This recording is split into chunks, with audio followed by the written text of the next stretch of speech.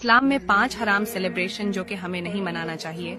Number 1, baby shower यानी गोद भराई का रस्म। इसमें अपने सहेलियों को खाविंद के दोस्तों को यानी सारे गैर महराम को इनवाइट किया जाता है, और जो औरत हामला से होती है यानी प्रेग्नेंट होती है वह अपने फूले हुए पेट के साथ पिक्चर्स ले रही होती है। नंबर 2, बर्थडे यानी जन्मदिन।